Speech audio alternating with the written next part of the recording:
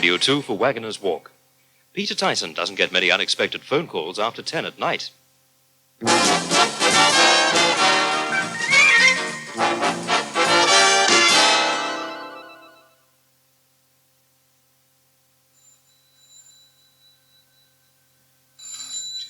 Yes? Peter?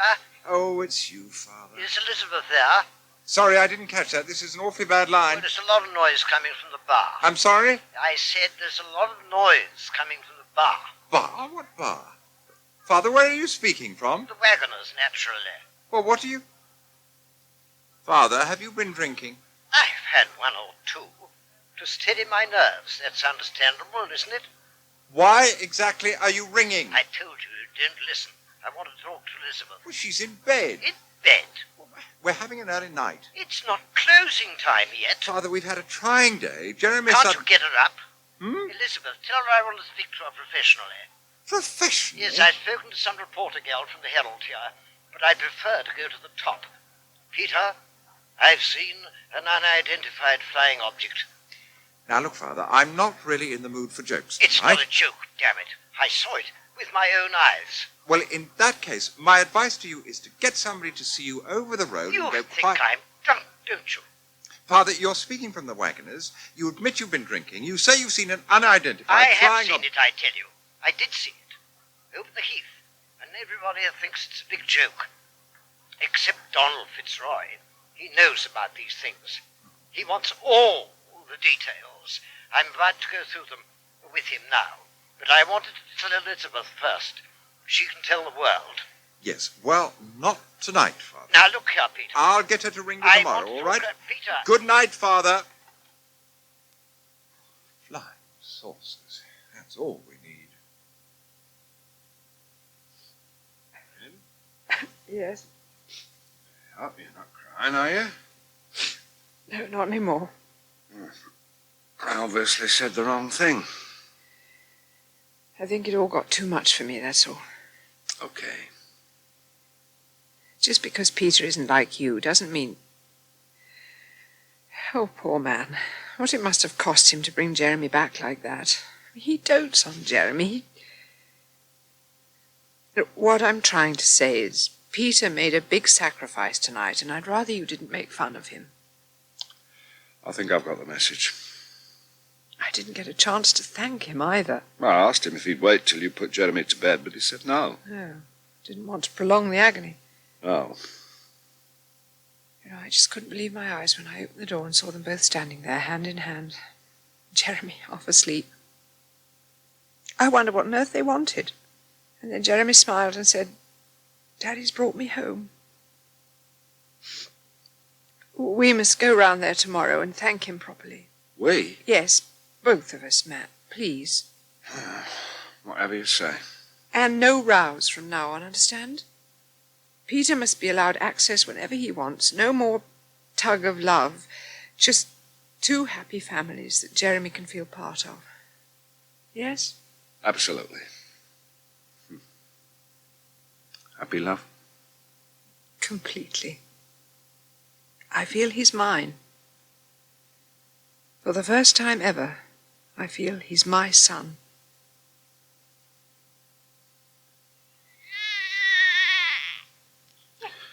Oh, do shut up, Sam.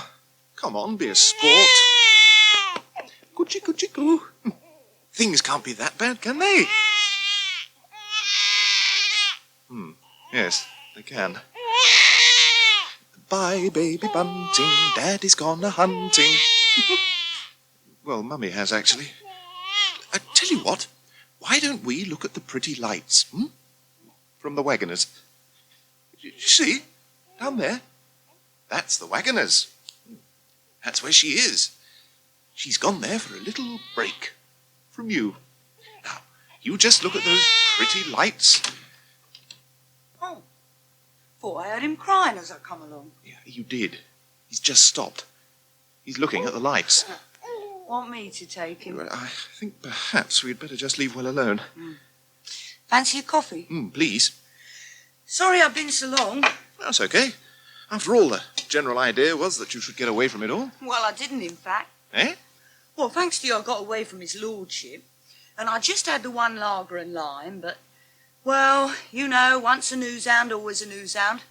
So I'm sitting there, more or less minding my own business and thinking up something really rotten to say to Cliff Edwards, when in comes one Arthur Tyson, Esquire, looking very flushed and announcing to the old pub he's just seen a flying saucer. Arthur Tyson? As ever was, father-in-law of our much revered lady editor. Yes, but Arthur's not the sort of chap who's given to flights of fancy. Right. So out comes my little old notebook. And if I can read my own shorthand, I'll have a story all ready for Monday morning. Where did he see it? On the Heath. The Heath? But what was he doing? Oh, who cares? I've had enough of all that for one night. Oh, we're out of sugar. Does it matter? No, I suppose not. Crikey. What's the matter? Babies get heavy, don't they? Put him down. I daren't. I'll put him down then. Come on, hand him over. There you go. Hello, pig face. Time to go bye-byes and all that jazz. Hey, What's the matter? he's soaking. Thought you were going to change his nappy. Oh, I did. His and Moonshine's. But he promptly wet his again. And my trousers. I'll just have to change you again then, won't I? Can't go to sleep all wet, can we? Let's see what we can find. Oh, can you see to the coffee, Dickon? Kettle's boiling. Righto. One clean nappy. Lie down there, then. Mummy's getting things sorted. Ought to be hitting the road soon, actually. Got to press my flannels yet. For tomorrow. Oh, the old lever on Willabit, is it? That's it. Down in Hayward's Heath. Here's your coffee. Char, put it down there, would you? Oh, God, you do a lousy nappy. What's the matter with it? It's so loose it's down round his knees. I haven't had a lot of experience, Debbie. I showed you before I went, didn't I? Oh, you haven't used the nappy liners either, have you? Hmm? The bits you put inside to keep his bottom from getting wet. Oh, I'm sorry. Tell him that when he gets nappy rash. He yells all the time as it is when there's nothing the matter with him. How do you think he'd be if he had something to really complain about? Oh, shut up! Suck your dummy! There. Do you know what gets up my nose? It's the way you all think is so easy. I'll change his nappy for him. I'll do his bottle. And there you are, thinking to yourselves how simple it is and what a prune I am because I can't seem to get it right. And then when it comes to it, you're a sight more useless than what I am. I never said you were useless. Where'd you put the nappy you took off? Yellow bucket. Was it dirty? Just wet. So why did you put it in with the dirty ones? I told you which bucket was which. They were both crying, Debbie. Look, shove off, will you? Eh? Go and press your flannels, boil your edges, go away and leave me alone. Right. Good night. Blimey, Sam. Don't do this to me.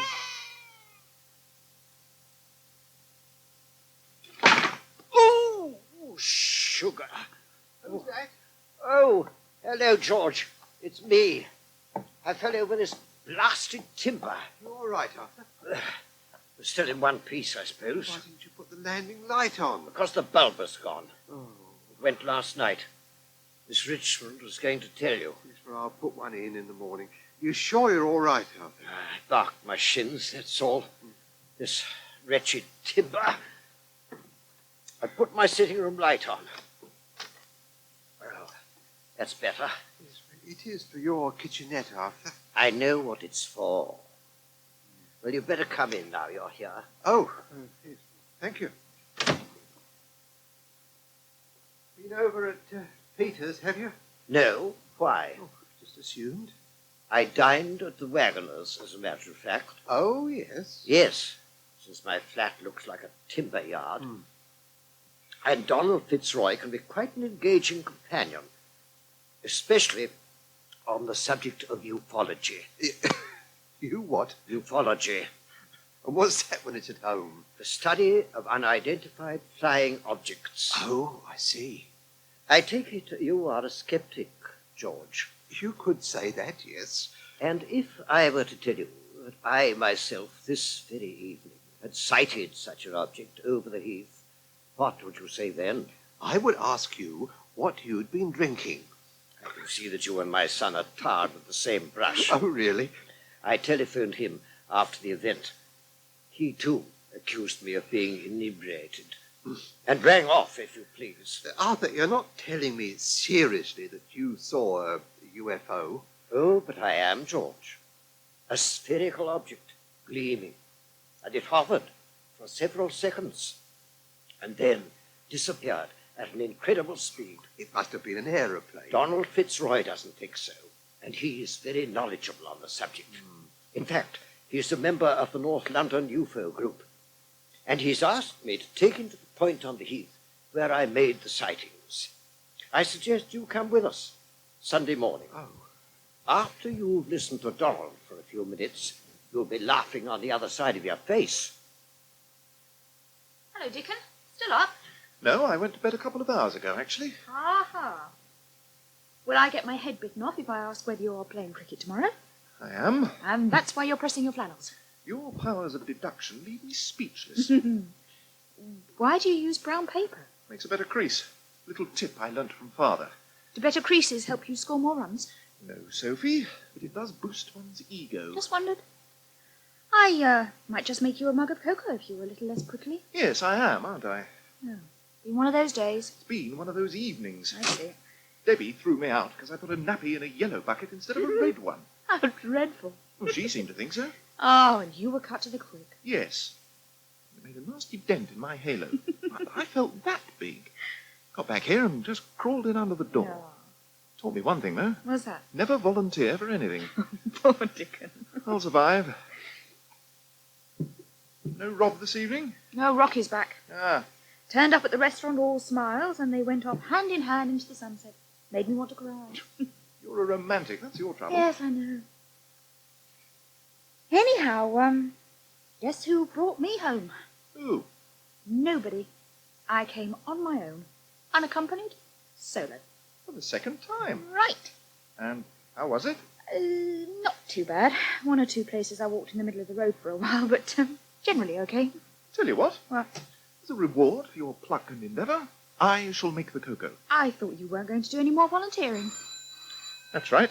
So you can answer the telephone. Who can that be at this time of night? There's only one way you'll find out. Hello? Yes, it is. Who is it? Oh, hold on. It's for you, Dickon. Who is it? Trudy Window. Ah. Would you ask her what she wants? Playing it cool, are you? Sort of. Hello? Yeah, I'm afraid Dickon's not able to come to the phone just now. Could I give him a message? Oh, party? At your place? Yeah. Now? Oh, and he's invited. Yeah, I'll tell him. Thank you. Bye-bye. She said... I heard. Yeah. You going? Oh, go on, Dickon. I don't mind making my own cocoa. Sorry to have to ask you into the kitchen. I'm in the middle of getting some lunch. Oh, don't mind us. You just go ahead. Well, make yourself comfortable anyway. Yes, thanks. Liz has taken the children shopping. Oh, so... I did think of ringing, and then I decided not to. I do want things to be as friendly as possible, Peter. And I'd like to feel we can drop in here any time. And, of course, we hope you'll feel the same way about coming to the old bakery, all of you. Peter, we really just came to say thank you. We know it took a lot of doing. Well, it was what Jeremy wanted. I shall miss him, of course, but I can't pretend I haven't got my hands full here with Liz and the girls and a house to look after. And I do have other irons in the fire. Mr Tulley and I have a joint project on the go. In fact, I had to go over to the boatyard tomorrow to discuss a few things. Maybe Jeremy'd like to come too. Oh, we're taking him down to Maidenhead, Peter, spending the day with the Pullbrights. Oh, well, that's fine. I'm sorry, Peter. It's all laid on now. We can't very well... Oh, that's all right. Nobody owns Jeremy. And it's only by making him feel free that we'll be able to make him feel happy.